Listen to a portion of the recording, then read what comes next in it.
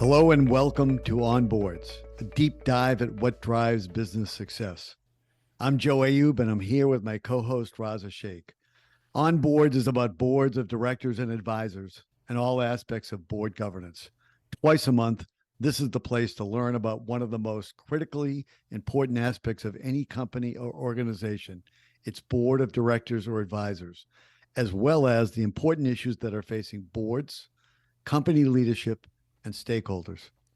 Joe and I speak with a wide range of guests and talk about what makes a board successful or unsuccessful, what it means to be an effective board member, the challenges boards are facing and how they're addressing those challenges, and how to make your board one of the most valuable assets of your organization. Our guest today is Steve Gullans. Steve's background ranges from CEO of a public biotech company to co-founder and managing director of Excel Ventures, a life sciences venture capital firm. He is currently CEO of Metis Minds, a digital wellness company addressing ADHD.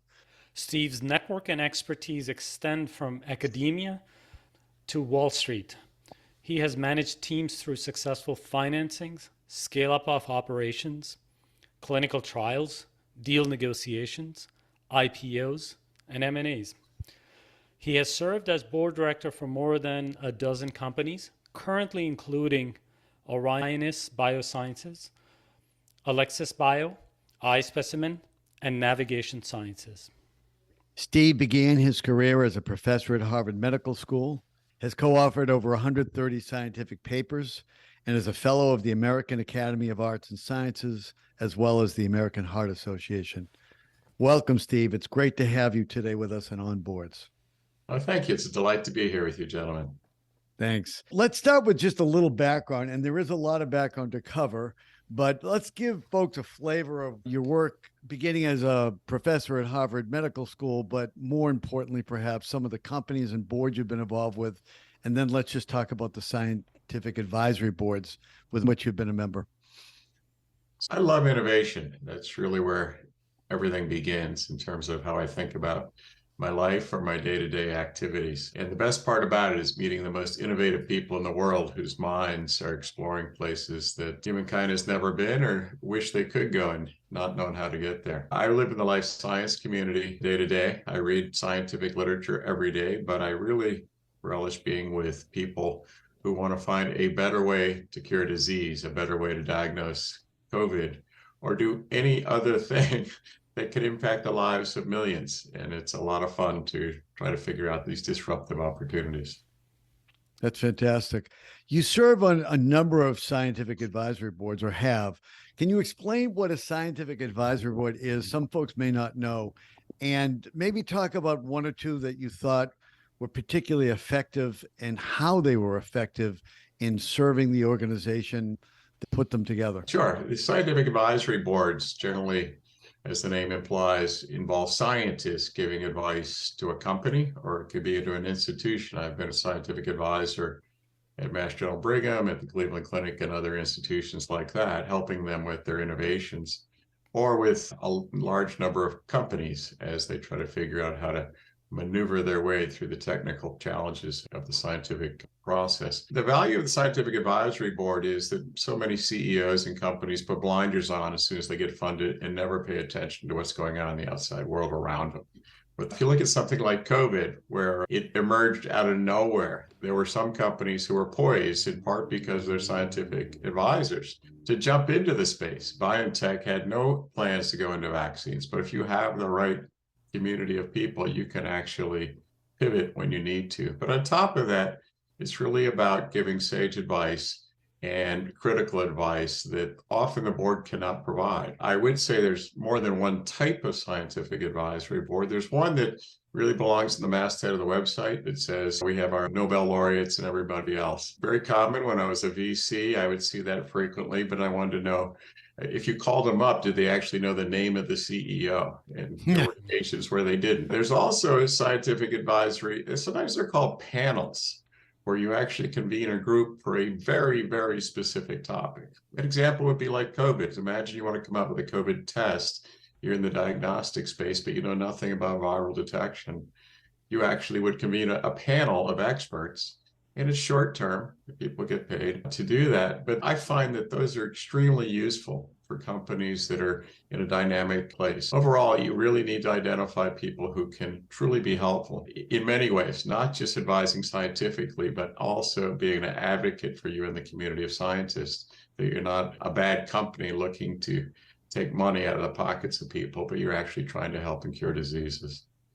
Have you served on any scientific advisory boards that at some point during a year would report directly to the board of directors as opposed to only management? I have not served on an advisory board like that, but I have had boards of directors reach out to ask advice because it was within the domain of what they're allowed to do. They could certainly seek advice from anybody who's affiliated with the company. They knew it was under confidentiality, which is very important in order to get key advice. I have actually spent some effort on a couple of occasions to educate people, not one-on-one, but more at the board meeting or some other event to say, I'm a little concerned about something, or maybe you should think about going this direction. In many ways, it's really about being out in the world because so many scientific advisors, particularly academics, travel globally and hear everything that's going on in every space. Imagine the CRISPR space. How many scientists in the world have worked in that? An advisor can actually tell you this lab in Singapore has got some really cool stuff you may not have heard about. And so they actually can be a very big help in many ways. One scientific advisory board that I'm very familiar with is the one that we have on St. Jude Children's Research Hospital. And one of the things they do that is, I think, extremely impactful. I mean, they'll come during the year and take a deep dive into one or two or three departments, but then they'll come to St. Jude and report their findings directly to both management and the board. And then management leaves the room and gives the board a chance to directly ask questions to members of the scientific advisory board. There are about 12 members. For some of the deep dives, they'll bring in outsiders, not members of the ongoing, for very specific expertise. But I think it's fair to say that for the board, that 3, 4, 5 hours that we spend with them is some of the best time that we give all year, because as you said, they're talking about things that most board members don't know enough about, but they're bringing a wealth of knowledge from both the medical and scientific community from all over the world. And that definitely raises the level of discourse among the board and management. I'm highly in favor of that. Fundamentally, the key thing is to have an open dialogue with transparency. I mean, one of the problems I've had with the NIH, I was on many, many study sections where expert reviewers review the grants, but it was anonymous, or even the scientific paper review process. So people can say anything they want and get away with it unless somebody holds them accountable. If they are the expert, then there's nobody holding them accountable. So in the context of having an open session, particularly board members, it really reveals things, because there's never 100% agreement on the future of R&D, ever. But you need to figure out the best path forward, and having that open dialogue is key to it. Another thing I wanted to ask you about to start off with is about the new company that you're in the process of launching called Metis Minds. Tell us about that and what it does, and exactly what stage are you with Metis? Yeah, this is part of my personal journey. I've been retired for 3 years, but I just decided to come out of retirement because I've been focusing the last few years in learning about digital technologies that will allow us to retrain the human mind. I've actually had personal experience through some of the mindfulness with EEGs and everything else. I've really seen the power of what's coming. It's the confluence of inexpensive components in AI that allows us to see signals, not to modify our brain, just to give us the signal of what we're trying to do. It's no different than learning how to play the piano or hit a baseball. A little practice can do it. What Metis Minds is doing, it was developed by a team in Boston in collaboration with others around the world. It's a simple EEG device that sits on the forehead of a child, or it could be an adult, and it controls through Bluetooth a video game on an iPad or other pad that looks identical to the games that my grandkids play today, like Subway Surfer and others. It's an adventure avatar game, and the speed at which the game operates is determined by how much you focus and concentrate. 8 human trials have shown it actually works. It works extremely well without drugs. And at the same time, it has sustained benefits over months, unlike any medications, which as soon as they're out of your system, you don't have any benefits.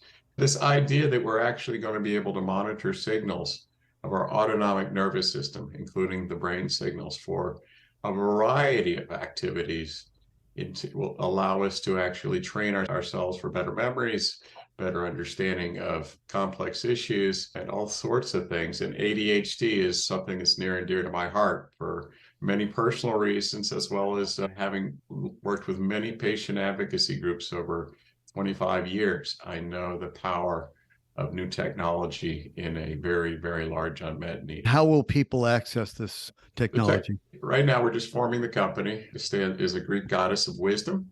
So Metis Minds is very much about generating wisdom. We're starting to do pilot studies in the next couple of months with e-learning companies and behavioral health centers to really define the best approach to getting kids on the program at home or in the clinic or in the behavioral setting.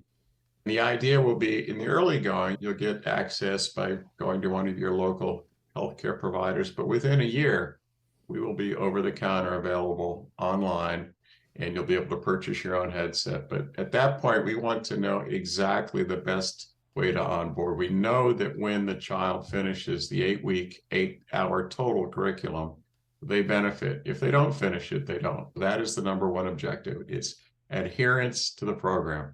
That's what we're doing this year. Now, at what point will you recruit a full board for this company? Because I know it's very early.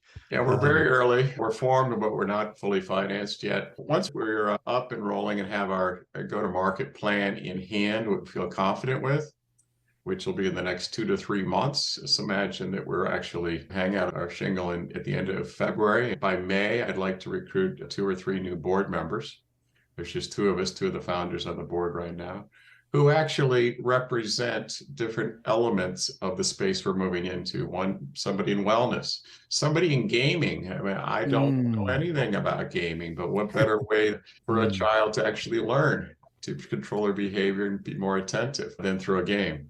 And learn the best for the best of the best in each of these fields by, again, having them be critical and fundamentally being able to offer introductions to the leaders in those industries. That's what we'll be looking for.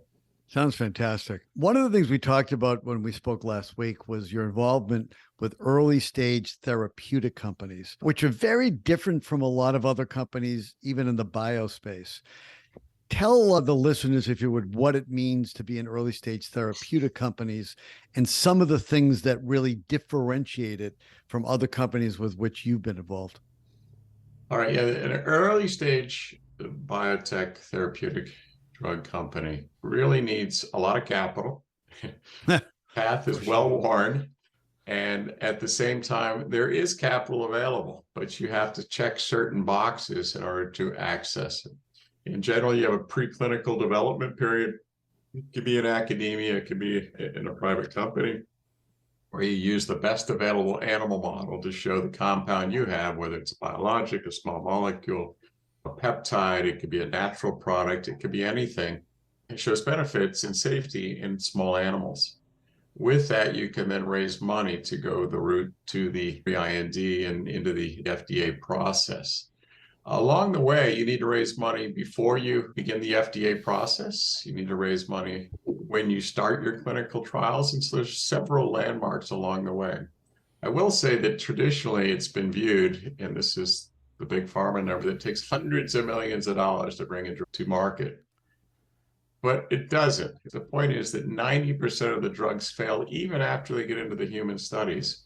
So if you say 10% of 700 million, that's 70 million. So for one, and in many cases, it's only $10 million. If it's a huge unmet need, an orphan indication, you don't need as much money, but you do need a very, very clear indication of who needs this, who's going to pay for it, and how high is the hurdle to show benefit. Cancer is easier to show benefit than transplant rejection, because already 95% of kidneys are not rejected. But in cancer, our success rate is under 20%. So you have different things. Fundamental difference in terms of operating. is you never have revenue. Hmm. So accounting is very easy. Projected spend is only ever off by a quarter because you either delay a quarter or accelerate a quarter on some activity, and you have a lot of toggles to do that. The other thing I'll add is there are two hallmarks. Against this 90% failure rate, why would anybody invest? The answer is because you don't actually have to ever have a sale. By the time you finish phase 2 clinical trials, the pharmas line up because they prefer to run the phase 3 trial themselves, and they buy the company. Carrying it that far is the objective. And so as long as you understand the drivers, and the driver to economic increases are, number one, human data. I know the scientists love to think their mouse data is wonderful, but human data can easily increase the value of your company by a lot. And it could just be safety data or a validating partnership with a large pharma. From a board perspective, what else is important other than raising revenue?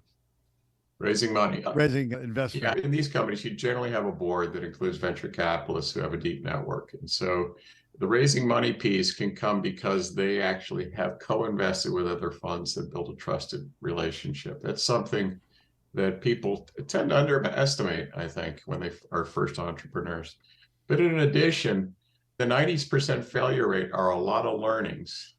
And for young CEOs in early companies, you have to know, don't run a study in this country because of X, or do run a study in that country because of Y. And these little learnings can help a great deal. So much of it is about the network. Drug development is very much an outsourced activity. So who you outsource to for your trials or for your manufacturing is just as important. Again, something that board members definitely know or have someone they can call. Steve, the last number that I heard was $1.6 billion for an FDA-approved drug that's kind of in the blockbuster category. Yeah. So I totally understand that company A might be able to sell before, but from the approval pipeline perspective, because of the cost of failure, that cost has been increasing. In fact, I think people have coined the term Eroom's law, which is the reverse of Moore's law, to signify that every 18 months or 2 years, the cost of getting an FDA-approved drug to market is doubling. As you mentioned, these are the kind of companies that are going to take a lot of funding, even for long haul, with no revenue. What is the role of the board, and how to be an effective board in such situation, or an effective board member for guiding such companies that have no revenue and customers yet? First rule of thumb is it's about the clinical data first and foremost. Most of these companies, not all, but many, are started by scientists who understand all the preclinical development. You get caught in this endless loop of making the perfect drug, and that costs you more time, more money. Finding something that's good enough to move into the clinic and making that decision is something the board has to intimately be involved in.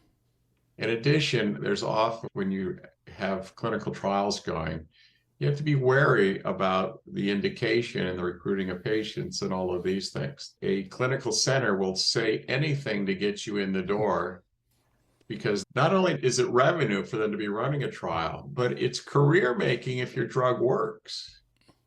So that the individual leading that trial suddenly is publishing papers and an invited speaker everywhere. You have to be wary of, do they really have the patients? Are we really going to get what we need? The board can actually be very helpful telling you about these, the non-leading institutions, but other institutions you should use. I think, as you alluded, that at a given point, the company may have a portfolio and possibilities of compounds and variations, and which one to take into the next step is like a really key call to make. In terms of who these board members should be for an early stage therapeutic company, should they gather something like a Theranos board? I'm one of many scientists who looked at this Theranos slide deck during its multiple financings. And my partners say, why can't we invest this round, Steve? Because look, the valuation is now $3 billion. It used to be only $1 billion. Oh my God. The answer was because people who knew the science knew that it defied the laws of chemistry and physics at the same time. Because you couldn't use a drop of blood to find a bacterium if there was only one bacterial cell per 10 milliliters. You're going to miss it. It's a very simple concept. It was really a charade from so many angles. I feel so sorry for the people who got caught up in it. And unscrupulous people can take advantage, particularly in something as arcane as drug development and diagnostic testing. It is the future of where we will get to someday, a drop of blood for everything. We're not anywhere near that now. Well, wonderful. That truly means that you need the right mix of skills on the board for such a company that's fit for the job. Now, going back to fundraising, would you view fundraising as primarily the CEO's job, or is it the board's job? Who is responsible for fundraising when there's no money coming in? A number of people have pointed out to me that no company has ever failed for having too much money. There are many ways to fail, particularly in the drug development business, but having too much money is not one of them. So many people get caught up in valuations and certainty about the next milestone. Let's wait to the next milestone. What if it doesn't happen? You also get into positions where we're going to run out of money 1 month after we hit the milestone. Well, that's a little late if you fail a milestone. The answer is all financings come about through trust. Occasionally you see something that's a runaway train, maybe SpaceX or something, where everybody piles on to the next round because it's larger than life. But in so many cases, you have to trust the team and trust the other investors if you're a new investor coming in. And the best person to do that is the CEO of the company. I found when I was an investor, if I didn't know the CEO, I'd say, tell me what your next milestone is, then invite them back at that date and see how they did. And often they fail. Anyway, it's a very, very important job that most CEOs don't take seriously.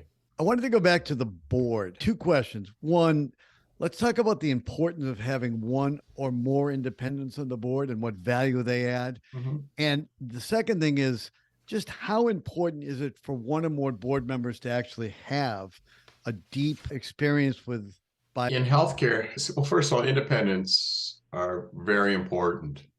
Ideally, it's someone the CEO can build a relationship with and trust. There's so many in the drug development space, particularly, so many boards are dominated by 3, 4 VCs. And this is one of 8 portfolios of companies. They're each managing. And then you can have egos flying around about each company. It's not necessarily about this company, and I'm just sort of telling what everybody knows.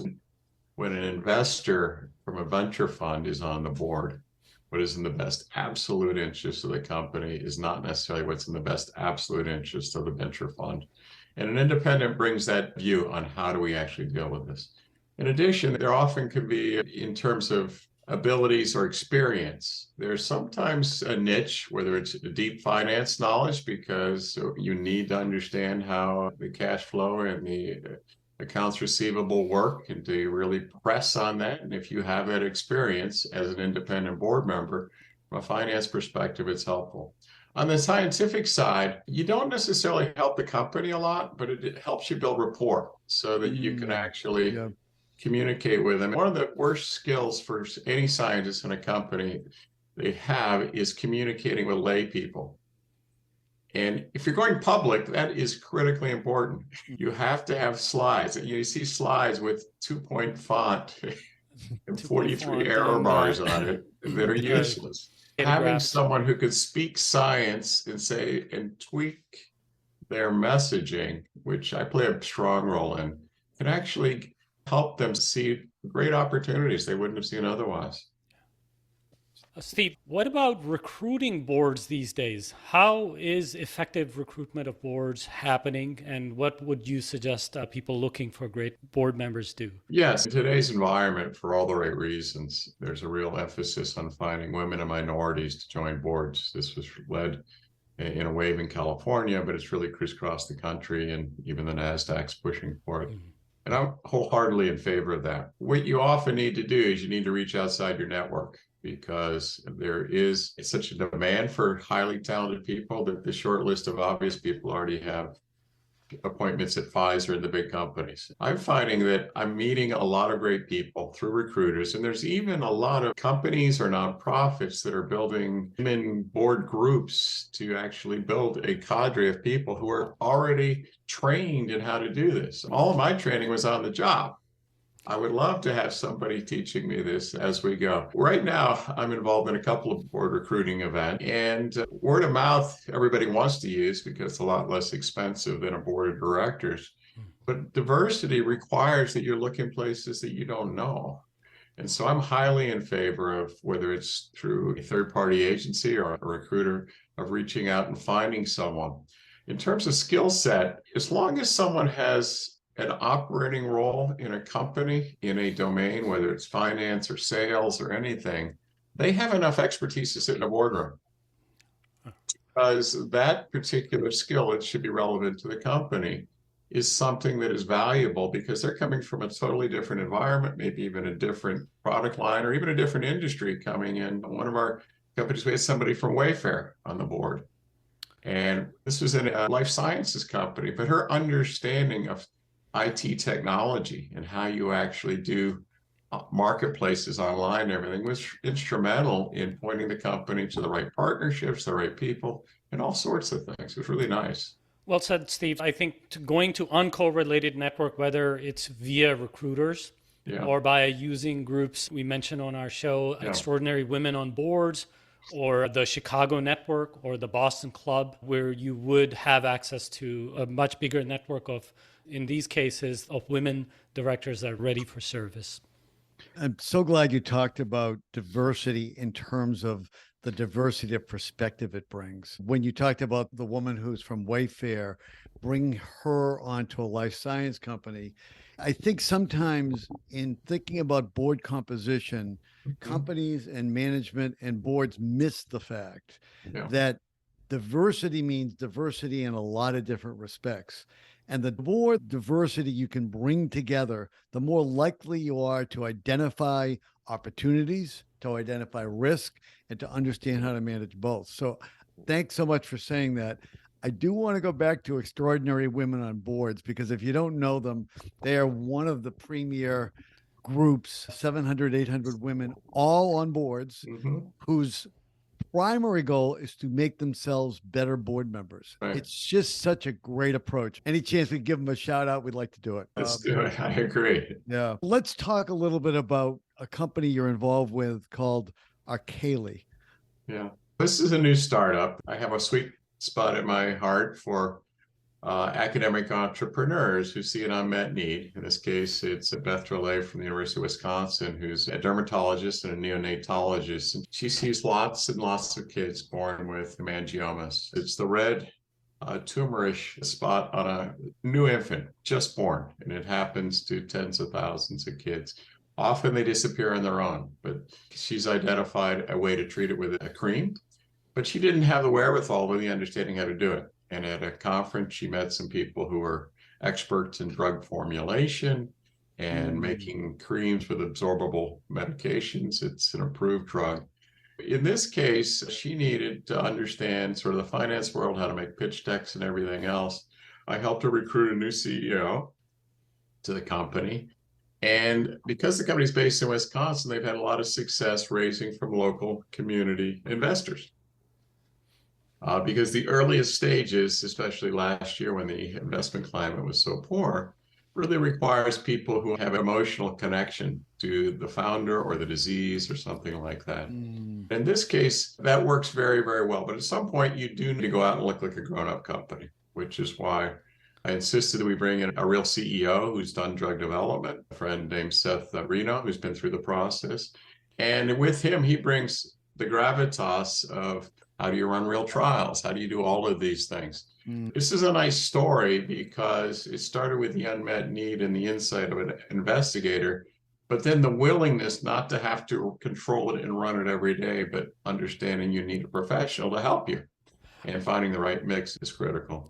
Steve, you used the term orphan drug. Could you tell our audience what that means and why that's important for such endeavors with smaller populations of patients? Yeah, a number of years ago, Congress passed a law with the Orphan Drug Act that enabled companies to have some exclusive commercial opportunity, an extra 7 years if they bring a drug forward, particularly in children, that serves a population of less than 200,000 people. Even without a patent, you can own a particular disease area for a few years. It really addressed the fact that too many diseases were going uninvestigated because there was not enough money to be made, or there was not enough opportunity to repurpose an existing drug for a small population. So this 200,000 individuals is a key. I've been involved in a number of companies, including the public company I was CEO of, where we called it an orphan first strategy. You have a drug that will work in a very large population. In that case, it was dyslipidemia. Your blood level lipids were too high. But there's also some orphan indications where people are born with genetic defects that you could actually rapidly recruit. They die at an early age from having these genetic defects, and you test your drug in that population. You still need to test it in the typical everyday person, but it allows you to prove safety very quickly and to actually get in even onto the market with fewer than a few hundred patients. In some cases, for very, very rare diseases, like you're seeing in gene therapy, it can be fewer than 10 patients that are in the trials altogether. I think a lot of the companies have used that strategy of orphan drug first very successfully for getting into various markets. Yeah, the FDA is a little bit suspicious of it in some cases because how you define an orphan indication, in some cases it would be a common disease, but the patients hadn't responded to the 15 previous medications. So anyway, it's been gamified a little bit, and I think we're beyond that for the most part. The FDA has figured that. Let's talk about some of the boards on which you're currently serving. I think there are a few of them. Tell us about a couple or a few of them that you're actively involved in and a little bit about how they run.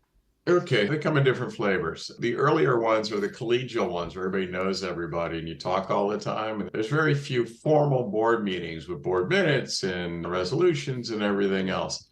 And that's okay as long as you have minutes that come along and you actually show a track record. If you don't have that, you won't get the next round of investment. You have to pay attention to governance. Governance is very, very important.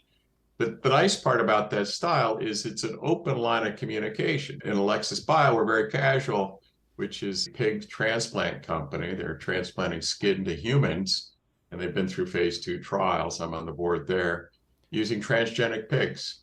There, we celebrate every patient with just a phone call because this is an open label trial. You know the patient's getting it, and it's had phenomenal results. And so it really builds cohesiveness to have this kind of open dialogue. At the same time, when we're having challenges, whether it's an FDA or manufacturing or anything that goes on financing, we have an open dialogue, but we do convene regular board meetings.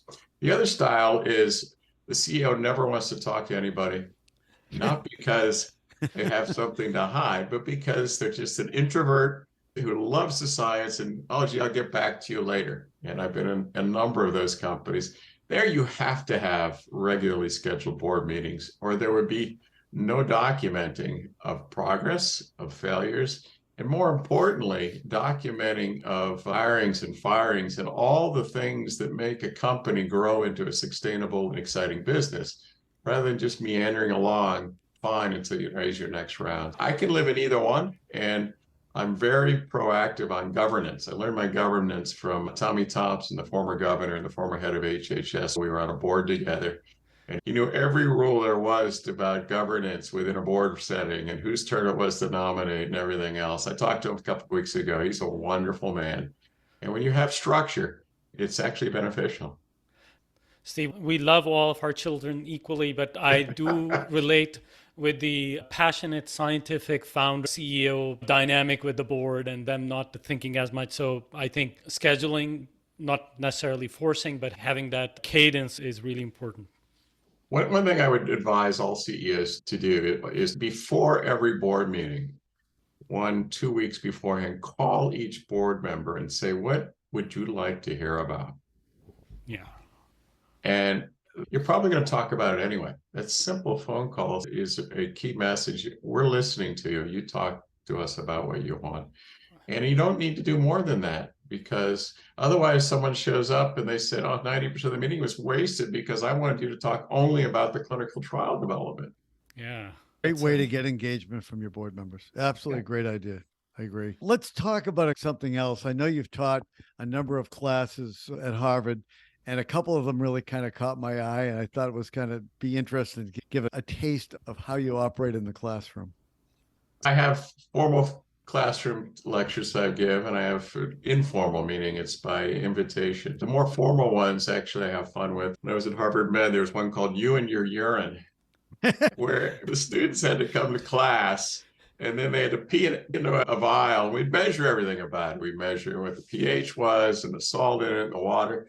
And then I'd make them all drink a solution. It was either sugar or it was water or it was salt water. And it was always, Mikey will drink the salt water. One year we had one of the former linemen from the Washington Redskins who was huge. He had to drink like 1.5 liters of salt water.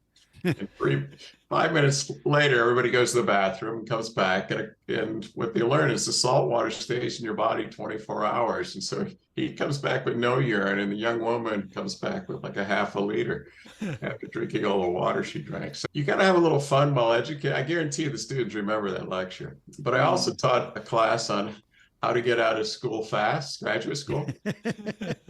Was that a popular class? It was very popular, no faculty allowed. And I have very specific rules. I've even given that lecture on chairlifts. I bump into people from all over who are in graduate school. And hopefully not in their last year, because then it's too late and they get upset with all the mistakes they made. But that's a good one. I also teach now a class on bioethics, Do You Own Your Body? Which is interesting because I'm teaching that at Framingham State, which has a geographical distribution of students from around the world that show up for a graduate program. And I love that because the ethical dilemmas we deal with can be viewed very differently in India or Africa or the Middle East, and how you actually deal with transplant of organs or suicide or all of these things is so intriguing. But anyway, it brings an interesting dimension to the life sciences because you are on the front line changing the way the world's going to operate. Exactly. And it's important. In the life science world, then, Steve, these companies not only don't have revenue, but sometimes they actually go public and do an IPO. What is the board to do for that? What is the board's role for IPO in such companies? Yeah, there's several roles. In many cases, you'll have a board member who's from a crossover fund, like RA Capital or Cormorant or Deerfield. And I did a couple of crossover deals myself, where you invest right before they go public. You jump on the board and then you help with the S1 and the filings and everything else. If you're a crossover investor, they know all the public investors and they sort of are the bellwether of whether it's a good deal. So ideally, a board member helps recruit a crossover investor to be an investor in the round before the IPO. That's a very strategic thing that the board member can do, because not something the CEO is necessarily going to understand. For a therapeutics company, it's very much about the story, the narrative. Why is this a good investment? Because until the clinical trial completes the next one, you don't really know. And so it has to be a narrative that I was talking about before. It's not just the nuts and bolts of the science. Yeah. It's about, this is going to be a blockbuster because it's a once a month injectable, not twice a week. That was bullet point number one, gang.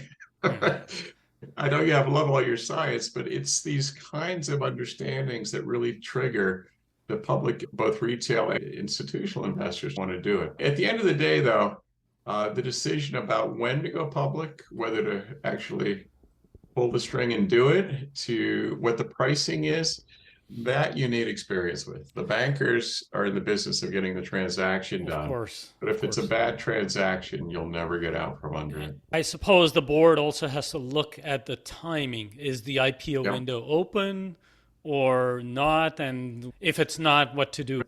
I was on a board of a company that was planning to go public. I did the crossover, and we were with the banker in early May. And they said, we got to postpone. It's not going to work this week. And I said, what date are you going to postpone to? And they gave us the date in June. And I said, well, that's the date they vote for Brexit. That's irrelevant. We don't care about Brexit. Needless to say, it was the day after. It didn't go well, so the IPO was canceled.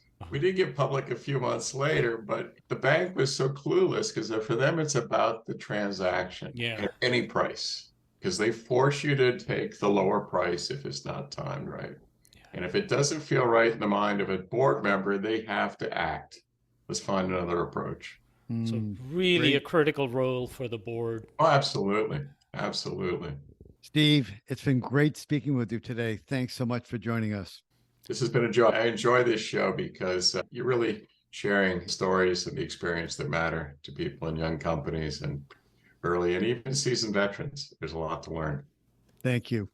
And thank you all for listening to On Boards with our guest, Steve Gullans. Please visit our website at onboardspodcast.com. That's onboardspodcast.com. We'd love to hear your comments, suggestions, and feedback. And if you're not already a subscriber, please be sure to subscribe at Apple Podcasts, Spotify, or wherever you get your podcasts. And remember to leave us a 5-star review. Please stay safe and take care of yourselves, your families, and your communities as best you can. We hope you'll tune in for the next episode of On Boards. Thank you.